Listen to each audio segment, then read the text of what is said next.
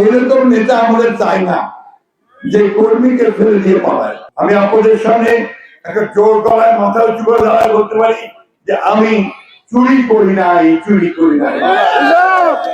যারা দিল্লি থেকে পালাই গেছে তাদেরকে বহুবার বলছিলাম যে ভাই এত খারাপ কাজ করেন না, তাহলে পালাবার পথ খুঁজে পাবেন না।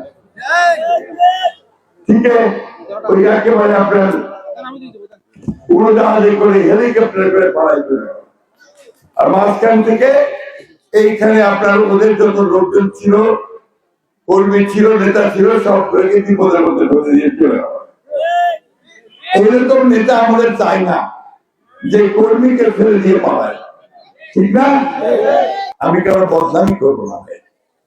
আমাদের আরেকটা দল আসছে, ভালো কথা, দেশের করলে তো দল আর থাকতেই হবে। ওরাও দল মিথ্যা কথা খাওয়াছে, মিথ্যা কথা বলে মানুষকে বিভ্রান্ত করা কি ঠিক হবে? আমার মা বোনরা খুব সরল, সবাই খুবই সরল।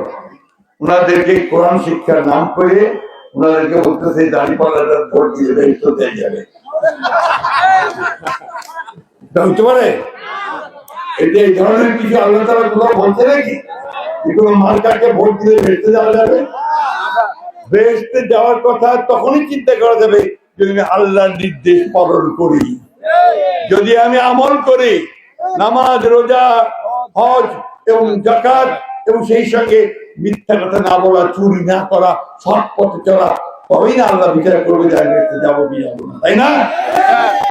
আল্লাহ বিচার করবে, দেশের মানুষ বিচার করবে, দেখে যে এই লোকটা ঠিক পথে চলতেছে।